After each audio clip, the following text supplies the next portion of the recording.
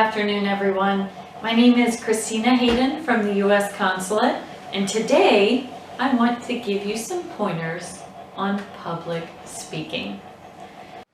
Before we start talking about speaking, the first thing I want to tell you is about a few great online resources that you can use. And then I'll tell you about my own tips and tricks. If you're looking for resources in English, I recommend highly, a great website, edx.org, edx.org. edX is an online collective that was started by MIT and Harvard, and it features free courses from those universities and tons of others. Those courses are great for two reasons. Number one, you can watch good and maybe sometimes bad speakers giving a presentation. You can learn from watching others what works and what doesn't. And number two, many of these websites, like edX, actually have courses on writing and public speaking. So you can perfect your skills and develop your ability to write a great speech and deliver a great speech. Another wonderful resource is Coursera. Coursera.org.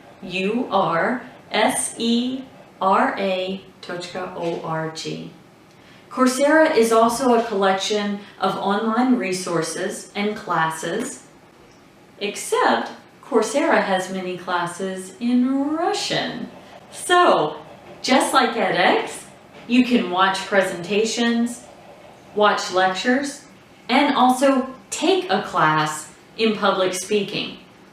These resources are available online for free, and you can do these classes whenever you have time.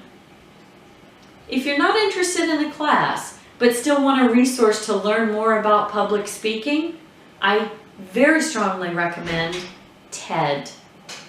TED is a website that has collected presentations, speeches, seminars from experts around the world on every topic you can imagine.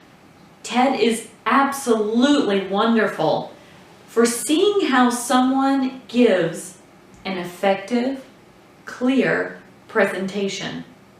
There are TED Talks that were done at Skolkovo, which will be in Russian, or TED Talks done at TED presentations throughout the world. This is a wonderful opportunity to learn about something interesting. Maybe you like rocket science, or maybe you're interested in video games, or maybe you want to learn more about hiking and ecology. There's a TED Talk for all of those things. So you can learn something new, but more importantly, watch a professional deliver a message and understand what techniques they use, what methods they use, and maybe also have some criticism for them and ways that you can learn about your speaking and the way to be a better speaker. So those are resources, and I wanted to start with those first because they are professionals. And I'm just giving you my professional opinion. So without further ado, let me start my mini course for you on public speaking. I want to give you a few tips and tricks that I've learned on public speaking from my perspective as an American. The first thing I want to talk about is movement. Oftentimes, when we are nervous and we're speaking, we will move or shuffle. Or if we're in the middle of a speech, we may use movement in a good way to reach an audience over here or the audience over here. But be careful. Movement can be distracting. So if your shoes are not comfortable, maybe you're shifting as you're talking. Or maybe you're using your body to get more comfortable. All of these things can be distracting to your audience. Most importantly, you often don't realize that you're doing this. So you have to be careful. What do I recommend? Make a video of yourself speaking. See if you move in a way that's distracting when you're speaking. The second thing I want to talk about is also a type of movement, but it's movement of your hands. Oftentimes, people talk with their hands. I am always guilty of this. I love to use my hands when I'm talking, but you have to be careful. Your hands can also be a distraction. So be careful if you're the person who puts your hands in your pockets while you're talking. Or be careful if you're the person that moves their hands a lot. Hand gestures have to be intentional and targeted. If you use them for those reasons, they're very effective. Don't use hand gestures for everything. Make sure it's intentional and targeted. While we're talking about hands, I want to talk about one of my pet peeves, something that makes me crazy when I'm watching a speaker. And here is our enemy, the pen. If you are giving a speech or a presentation and you have to write something, that's when you need a pen in your hand. But if you are not writing, don't keep the pen in your hand, because with a pen in your hand, you're more likely to move your hands as you're talking, and it's distracting. Or at the very worst, you might get nervous and start to click your pen. And I can promise you that when you are clicking your pen, your audience is thinking about this and not what you're saying. So be careful with pens. Be careful with other props, such as a microphone. If you need a microphone, use it. And if you don't, just move it aside. Make sure that your audience can always focus on you and not a pen or too many hands, just you. So a few more tips and advice of things that I do when I'm speaking that I think are effective. The first is your voice. Your voice is a powerful tool when you are giving a speech. You can control how quiet, and you can control how loud. And you should use this to emphasize and to walk your audience through your speech with you. Your voice can use volume, louder or softer. Your voice can also use speed. Sometimes it's important to emphasize and hammer a point. Sometimes you want to speak slowly. Drag your audience along.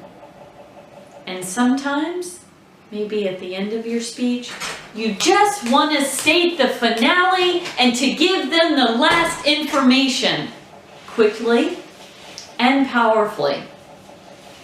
These are all different ways to use your voice to control the audience. And your voice and your hands are great partners.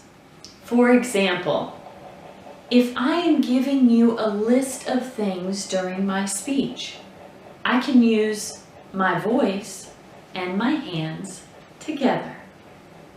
Today, I'm giving you some tips on public speaking. The first tip I have for you, in a louder voice, is about movement.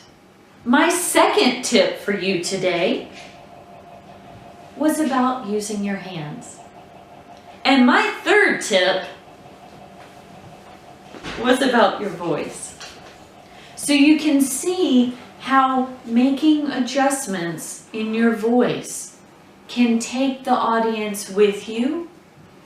It can help you grab the audience, and it can also let the audience go in the middle or at the end of your speech.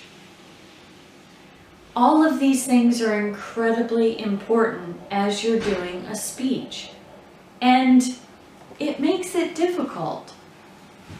We are all worried about the content of our speech, and we want to practice and know all of the words of our speech. But, in my opinion, it's much more important that when you are speaking, you are telling a story and you are keeping your audience interested. Remember that if you are a speaker, you are also an expert. You know your speech better than anyone in the audience. You know the information in your speech better than anyone in the audience. Your job is to give that information, but you have to give it well. An expert who does not have a good style of speaking is not someone that has an audience listening and waiting. That means if you are a great speaker, sometimes the topic is not as important. So today, I tried to tell you a few tips and tricks for speaking. Hopefully, I'm a pretty good public speaker, so hopefully it was interesting, even if it was not new. The most important thing to do to become a great speaker is to practice. Remember that you are an expert. Remember that you know your information in your speech. And don't get distracted, and don't distract your audience. So maybe you want a few tricks that can help you if you are guilty of these distractions. Here's a few quick pointers that I recommend. First, if you use your hands a lot, try to tell yourself to grab your thumb and place your hand at your side. When you're grabbing your thumb, you usually don't move your hand. And if it's by your side, you seem relaxed and ready. That's the first trick. What if you're someone who moves a lot? In this case, think about ways to keep yourself still.